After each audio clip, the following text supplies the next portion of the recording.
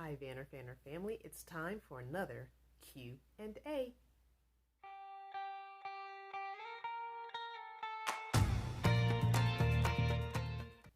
Today's Q&A, as all Q&A videos, are sponsored by Nomad Internet. Check the link below and use discount code CrystalVanner25. Today's question comes from Keela, and Keela sent an email with several questions, so I'm just going to be answering the first question today.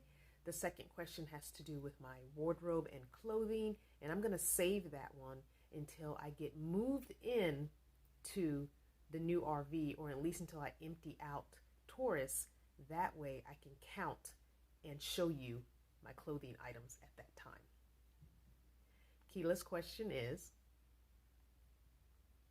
Hi Crystal, of course I love your content. I am sorry if you've covered these topics before. If so, please tell me the video, but here are a few questions I have. How do you manage the need for quality friendships with nomadic life? Keela. That is a great question, Keela. So when it comes from me and friendships, I have nomads all over the place that I consider friends. Now, of course, we all have our inner circle, and that's the people that are closest to us. Those people are the people you kind of talk to almost daily, at least a few times a week. Then you have another circle of friends that you don't contact as often, maybe once a week, once every 2 weeks or so, and so on and so forth. Kind of like a ripple when you throw a rock in water, how the one splash is a little bit stronger and the rest just kind of ripple out from that. Now, as far as your question for maintaining them, it can be extremely difficult, especially when I'm not traveling, because I feel like when I'm out on the West Coast, more so Arizona area, with those nomadic friends, it's very, very different, and it's a different kind of bond, it's a different kind of atmosphere, and it's almost like they become closer to me because of proximity to me. Now, as far as friendships that I already had before doing the nomad life, it's unfortunate that some of those have fizzled. Some that I thought were really strong bonds have fizzled, but I don't think it's just because of nomad life that's happened. I believe in today's climate in this country and the world in general, I have seen things about them that I don't particularly like, which has distanced us from each other. There are some who are not willing to overlook maybe my lifestyle or love style, I should say, because they are very, very, very, very staunch Christians and very religious in some aspects. And so they're not willing to accept me for who I am, even though I was not practicing the Christian faith for the last several years. So it's unfortunate that some of those relationships have kind of fizzled. And also I think it's just a proximity factor. There are people who I was really close with while in Northern Virginia for years. I mean years, but because I'm not in that area anymore, and because life in general just gets busy for everyone, just living life is busy for everyone, I feel that those friendships kind of fizzle out. I tend to be somewhat true to my zodiac sign when it comes to stubbornness. I always feel like because I have the most time on my hands that I am almost looked out as required in some of my friendships to be the one to make the first move to reach out, because I have time on my hands, because I don't work a real job.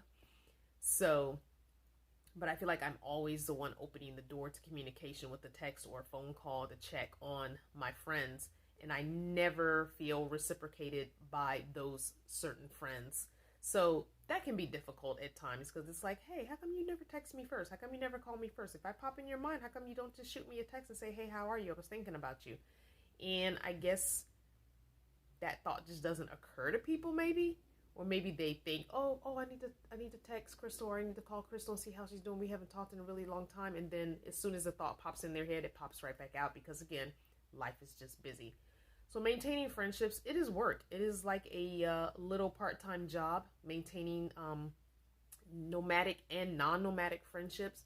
I also go through and consider who I want to maintain those friendships with. I go back and I look through the things that we've gone through over the last several years, how close we are.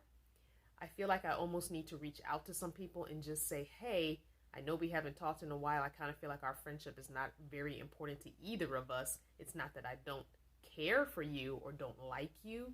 I just feel like right now we probably have more important things going on in our mind. Just know if you ever want to talk to me, I'm still available, not blocking you or anything on any social media or out of my phone. I'll keep your phone number in here, so just in case. I kind of feel like I need to send that message to several friends, probably a good 10 or 15, probably even 20 friends that are in my phone right now. So thank you for this question, because I thought about this while trying to answer your question for this video, and that thought popped in my head. And so I think that is something I will probably be sending out to some friends, especially ones I thought were closer and we would be in more contact than we have been. So, and it just is what it is. It happens. I unfortunately did not have very many friends as a young child, so I don't have school friends that I've kept in contact with. That bothers me. It bothers me greatly because it makes me feel like maybe it's very difficult to be my friend, which I kind of already know in some ways that it is. Having bipolar 2 disorder and being someone that is a little bit outside of the box when it comes to doing things and thinking things can make that difficult, I guess, in ways to be my friend. However, I have done a lot of work, had a lot of therapy, even spent some time on medication. And so it's not that I was one of these wackadoo, and I hate to use that word, but I was not really out there bipolar wise, like nothing like that. Nothing to the point that it would cause someone to terminate friendship. But in their mind, maybe it was too much. It's difficult being my friend because I'm not necessarily going to talk to you every single day unless you are within close physical proximity to me. You know, I'm seeing you all the time or we're crossing paths all the time. I'm really not going to reach out to you every single day. Close friends will hear from me a couple times a week. Maybe 3 or 4 times a week, depending on what's going on, depending on how often I have to talk to them because we've got something going on. But most times I'd rather just see people because so much can be misconstrued through text. And I'm just not a big phone person. I will answer the phone if I recognize the name. Granted, I'm not, doing something where I can't handle the phone, like driving or something. And usually I try and drive with my headset on and very accessible so I can have conversations. That's really the best time for me to have my phone conversations is when I'm driving all those hours on the road. I like to hit up people I haven't talked to in a while and just have a phone conversation. Unfortunately, I tend to drive during the day and most people are working and they can't really have those conversations while they're at work.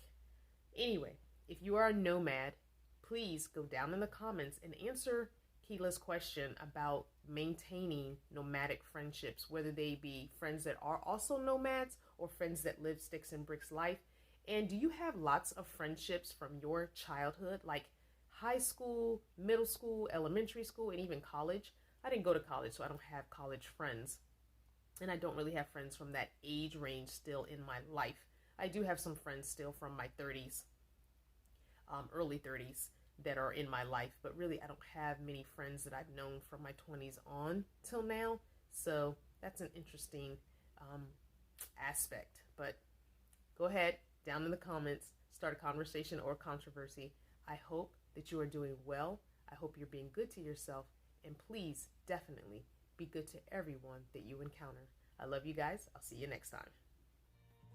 This video was sponsored by Nomad Internet. Get a discount by using CrystalVanner 25, and a special thank you to all my channel partners.